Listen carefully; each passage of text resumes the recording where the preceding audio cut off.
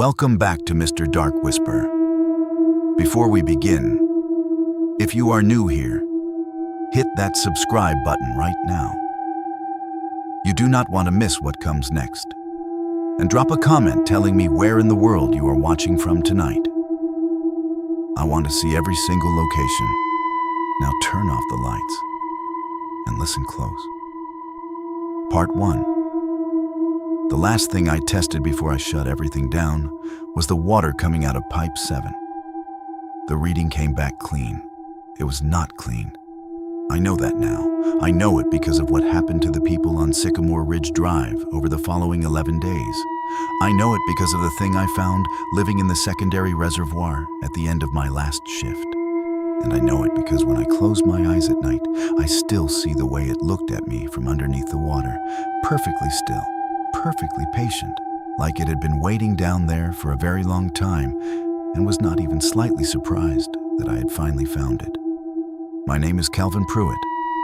I worked water quality control for the Morrow County Municipal Water Authority for 11 years. I tested water for a living. I made sure it was safe. I was good at my job. I was thorough and careful, and I followed every protocol in the handbook without shortcuts. And something still got through. What I am about to tell you is the truth. All of it. The readings I falsified, I did not falsify them. The logs that went missing, I did not destroy them. The people who got sick, I tried to stop it. I need you to understand that before we go any further, because by the end of this story, someone is going to tell you different. Someone always does. Part 2. Morrow County is the kind of place that does not make the news unless something goes wrong. 43,000 residents spread across a main town, 4 smaller communities, and a lot of flat land between them. The Water Authority served all of it. The houses, the schools, the restaurants, the hospital on the east side of town. Every tap in the county ran through our facility at some point. The facility itself sat 2 miles outside the main town on a service road that was not on any map I had ever seen. Low concrete buildings painted industrial gray. Chain-link fencing with 3 locked gates. 2 primary reservoirs the size of football fields, covered with floating barriers. 1 secondary reservoir behind the main building, smaller, older, used mostly for overflow and emergency backup storage. That secondary reservoir is where this story ends. But I am getting ahead of myself. My shift ran from 5 in the morning to 2 in the afternoon, 5 days a week. I drove in before sunrise most mornings, and there was a period of about 40 minutes between when I arrived and when the rest of the day crew showed up, where it was just me and the facility and the sound of water moving through pipes in the dark. I did not mind that. I actually liked it. My supervisor was a woman named Diane Pollard, 15 years with the authority, sharp, no nonsense, the kind of person who catches a decimal point error on a report from across a room. She trusted my work because I had never given her a reason not to. In 11 years, I had flagged every anomaly, filed every report on time, and escalated every reading that fell outside normal parameters, every single one, until the ones that mattered most. And I escalated those too. I want to be very clear about that. Nobody listened. Part 3. It started on a Wednesday morning in October, about 3 weeks before everything fell apart. I was running the standard morning test sequence, a set of checks I had done so many times that my hands moved through the steps almost without input from my brain. Collect sample, label, run the panel, log the result. Move to the next collection point. 14 points total across the facility, starting at the main intake and ending at pipe 7 near the secondary reservoir. Pipe 7 almost always ran last on my checklist because it was the farthest point from the main building, and getting there required walking a gravel path behind the overflow tanks that nobody had bothered to properly light since the floodlights on the back posts burned out 2 summers ago. I had requested replacements 4 times. They were still on order. That morning, I collected the pipe 7 sample at 6:42, ran it back to the lab, and loaded it into the testing panel with the others. Everything came back clean except pipe 7. The reading showed a bacterial count just slightly above the acceptable threshold. Not dramatically high, not the kind of number that would trigger an automatic shutdown, but enough to flag, enough to write up, enough to require a follow-up test within 24 hours under our standard protocol. I wrote it up, I logged it, I put the follow-up reminder in the system. Then I went and told Diane. She looked at the number for a moment, then asked me if I had rinsed the collection vessel properly before sampling.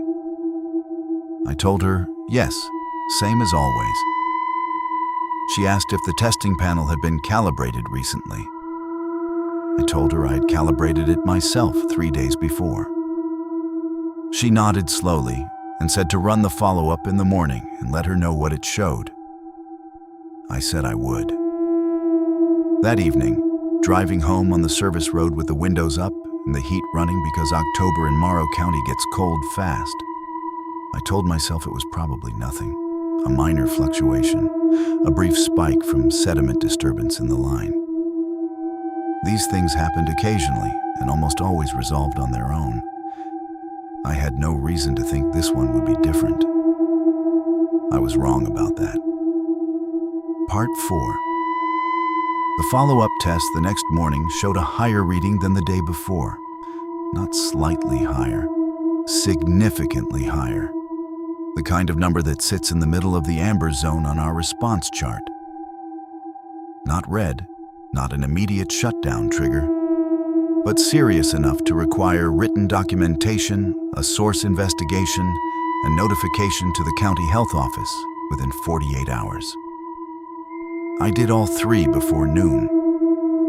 The source investigation meant physically inspecting the pipe 7 line from the main junction all the way back to the secondary reservoir, checking for cracks in the casing, signs of infiltration, anything that might explain where the contamination was entering the system. I suited up, grabbed my torch, and walked the line. The pipe itself looked fine. No visible cracks, no obvious infiltration points. The junction connections were solid.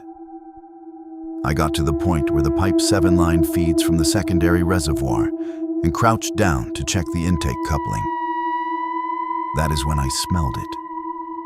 It was faint, just a trace of something underneath the usual smell of treated water and concrete and damp earth. Sweet, slightly thick, the way something smells when it is in the process of breaking down. Not strong enough to identify. Just present enough to make me stay crouched there for a moment longer than I needed to, breathing through my nose, trying to place it. I could not place it. I logged the smell in my inspection notes, wrote it down exactly as I experienced it. Faint biological odor at the secondary reservoir intake coupling. Source undetermined. Then I went back to the main building and filed the county notification form. The county health office sent an acknowledgement email at 4:57 that afternoon, 3 minutes before their office closed for the day. It said someone would follow up within 5 to 7 business days. 5 to 7 business days.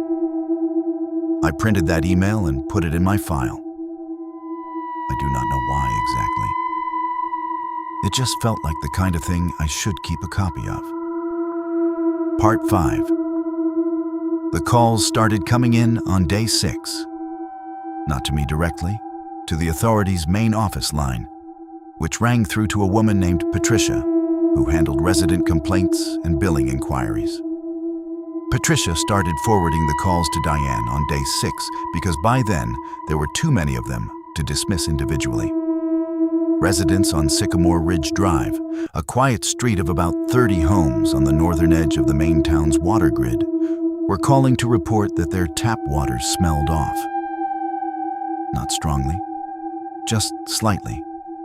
A faint sweetness that a few of them described as almost pleasant and that a few others described as making their stomachs turn. Several of them had already stopped drinking it. Several had not. Diane came to find me when the 7th call came in. She stood in the doorway of the lab with her arms crossed and asked me what my most recent Pipe 7 reading looked like. I showed her. The number had climbed again overnight. It was deep in the amber zone now, close enough to the red threshold that I had already drafted a shutdown recommendation and was waiting to discuss it with her. She looked at the reading for a long time. Then she asked me to run it again. I told her I had already run it twice that morning to confirm. Both readings were consistent. She asked me to run it a third time while she watched. I did. The result was the same. She uncrossed her arms, looked at the wall for a moment. Then she said she was going to make some calls and asked me not to discuss the readings with the rest of the crew until she had spoken to the authorities' director. I said, all right. I went back to the lab and sat down at my desk and looked at the number on my screen and thought about 30 homes on Sycamore Ridge Drive. I thought about how many people lived in 30 homes. I thought about how many of them had probably already drunk a full glass of tap water that morning without thinking twice about it, the way everyone does, the way I did every single day. Then I thought about the smell at the secondary reservoir intake coupling. Sweet and slightly thick and wrong in a way I still could not name. I opened my desk drawer and took out the printed copy of the county acknowledgement email. I looked at the date. 5 to 7 business days had not yet passed. I picked up my phone and called the county health office directly. Part 6. Nobody answered at the county office. I left a message that I am certain came across as more urgent than is normally considered professional. And then I went back to work because there was nothing else I could do from inside that building at that moment. At 12:40 that afternoon, 20 minutes before the end of my shift, I decided to go back and look at the secondary reservoir properly. Not just the intake coupling, the whole thing. Full visual inspection of the surface barriers, the overflow outlets, the access ladder, the underside of the monitoring platform. I told nobody I was going. Diane was still on the phone in her office with the door closed. I signed out my inspection kit, walked the gravel path behind the overflow tanks, and went around to the back of the facility, where the secondary reservoir sat by itself behind a low chain-link fence. The reservoir was roughly the size of a large community swimming pool. The surface was covered by a series of overlapping floating barriers, dark gray, made of a dense foam material, designed to limit evaporation and reduce contamination from above. You could not see the water from ground level unless you climbed the monitoring platform, a steel structure about 12 feet high with a railed observation deck that looked straight down into the gaps between the barriers. I climbed the platform. I looked down through the gap between the two center barriers. The water was dark. That was normal. The secondary reservoir did not receive the same level of treatment lighting as the primaries, and the shadow from the barriers made the surface look nearly black in the afternoon light. I switched on my torch and aimed it down through the gap. The beam hit the surface and scattered across the water, and something in the water moved. Not on the surface, below it. A slow, shifting movement about 4 feet down, like something large adjusting its position. My torch beam caught it for only a second before it stilled completely. A pale shape, long, horizontal, suspended in the dark water just below the surface barrier. I did not move. I kept the torch on the water and did not move and did not make a sound. For about 10 seconds, nothing happened. The water was still. The pale shape was still. The only sound was the distant hum of the main pumping station and the wind coming across the flat land from the west. Then it looked up at me. I know how that sounds. I know exactly how it sounds, and I am telling you anyway because it is what happened. Whatever was in that water turned its face upward, slowly, without any urgency at all, the way something moves when it is not afraid of being seen, and looked directly up at me through 4 feet of dark water in the beam of my torch. The face was wide, wider than a human face, the skin pale and waterlogged and slightly luminous in the torchlight.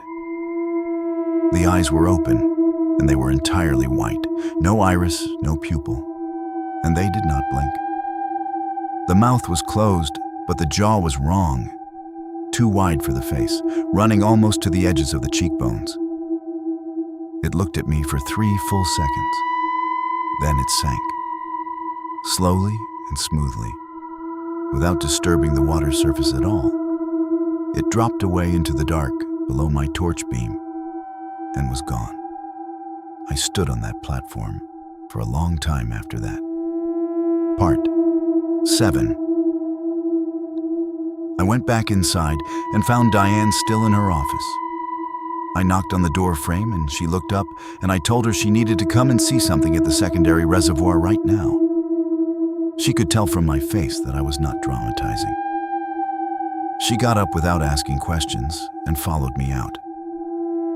I climbed back up the monitoring platform. She came up behind me. I aimed my torch down through the gap between the barriers, and we both looked at the water. It was empty, still and dark and empty, the way water in a reservoir is supposed to look. I described what I had seen. I was specific and precise. The size of the shape, the depth below the surface, the way it moved, the face, the eyes.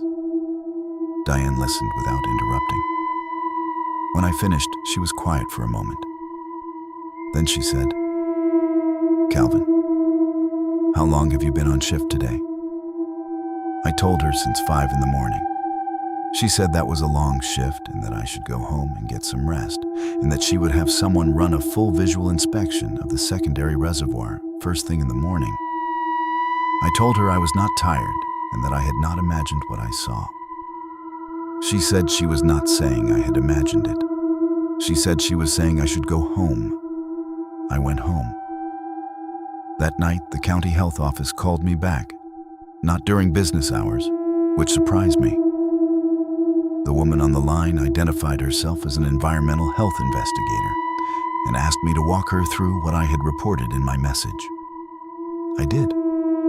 She asked detailed questions about the bacterial readings, the timeline, the notification form I had filed.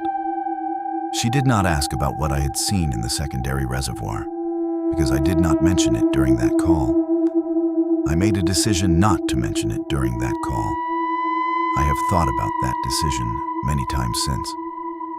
Part 8. By day 9, 14 residents on Sycamore Ridge Drive had sought medical attention. The symptoms were consistent across all of them: severe gastrointestinal illness, high fever, confusion in the more serious cases. The hospital on the east side of town admitted 6 of them. One of those 6, a 71-year-old man named Gerald Folds, who had lived on Sycamore Ridge his entire adult life, was admitted to the intensive care unit. He survived. I want to say that clearly because I have told this story before and people always ask. He survived, and so did everyone else. But it was close for 3 of them, and the investigation that followed was not close at all. It was thorough and it was brutal, and at the end of it, my employment record and the facility's testing logs were sitting in the middle of it, like evidence at a crime scene. The testing logs showed a gap. Between day 4 and day 7 of the contamination event, 3 days of Pipe 7 readings were missing from the system. Not flagged as anomalous, not marked as pending, simply gone as though they had never been entered. My login credentials were attached to the deletion record. I did not delete those logs. I entered those readings every single morning, the same way I had entered every reading for 11 years. Someone accessed the system using my credentials and removed them. I said this to the investigators. I said it clearly, and I said it multiple times. They listen the way people listen when they have already made up their minds. Part 9. The hazmat team went into the secondary reservoir on day 11. They drained it first, a process that took the better part of a day because the secondary reservoir, for all its age, held a substantial volume of water. They pumped it down to about 2 feet of standing depth and then sent 2 divers in with full containment suits and underwater lighting equipment. They found 3 of them, not 1. 3. Each one was roughly the size of a large adult human being, but the proportions were different. The limbs longer, the torso narrower, the head wider than it should have been for the body it sat on. The skin was pale and smooth and slightly translucent in the artificial lighting, the way deep water creatures look when they are pulled into the light. The eyes on all 3 were the same. Wide open, entirely white, unblinking even in death or whatever state they were in when they were recovered. I say, or whatever state, because the official report was careful with its language.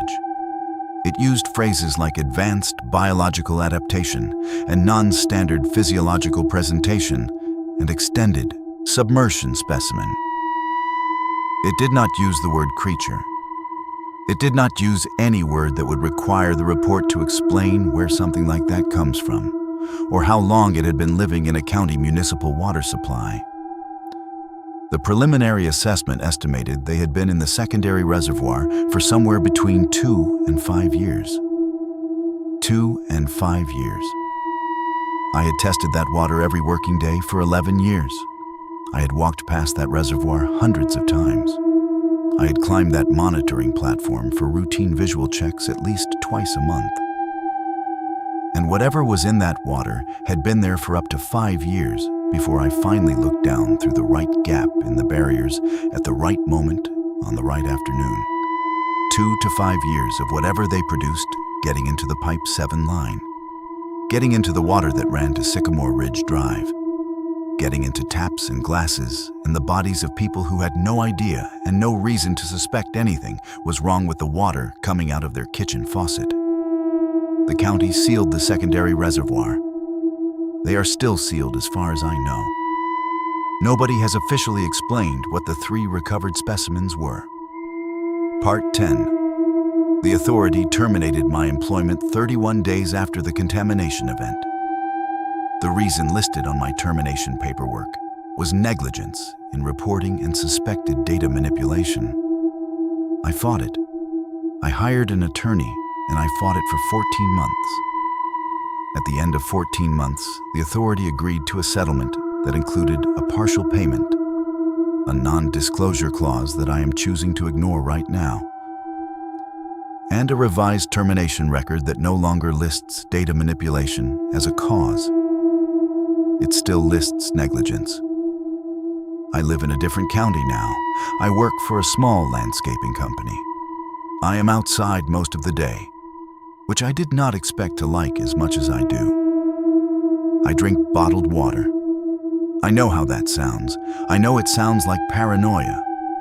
But I want to be clear that it is not paranoia. It is a completely rational decision made by a man who spent 11 years testing water for a living and still missed something that had been sitting in a reservoir 200 yards from his desk for up to 5 years. If I missed it, you could miss it too. The testing points in a municipal system are not everywhere. They are at specific locations chosen by people who made assumptions about where contamination was most likely to enter. Those assumptions are based on the threats they knew to look for, not the ones they did not know existed. The investigators never fully explained the 3 specimens. The report was released in a redacted form that removed everything after the preliminary physical assessment. I have submitted 3 Freedom of Information requests for the full report. All 3 were denied. Gerald Folds, the 71-year-old man from Sycamore Ridge Drive who spent 9 days in the intensive care unit, sent me a letter 8 months after the event. He did not blame me in the letter. He said he had read about the case and that he wanted me to know he did not believe I had deleted those logs. He said his wife made him drink bottled water now too, and that he was grateful to still be around to be annoyed about it. I keep that letter in my desk drawer. Some nights I drive. I do not have a destination. I just get in my car and drive the back roads of the county I live in now. And I think about Pipe 7 and the monitoring platform and the way that pale, wide face turned slowly upward through 4 feet of dark water and looked at me without any fear at all. Patient, still, waiting, like it knew something I did not, like it had all the time in the world. Music fades slowly to silence. If that story kept you up, good. Now you know to pay attention. Drop a comment below and tell me where you are watching from tonight. I want to see every city and every country. If you are not subscribed yet, hit that button right now and turn on the notification bell. You do not want to miss what Mr. Dark Whisper has coming next. Like this video if you made it to the end. It takes 1 second and it helps more people find stories like this one. Stay safe out there. Watch what you drink. I will see you in the dark.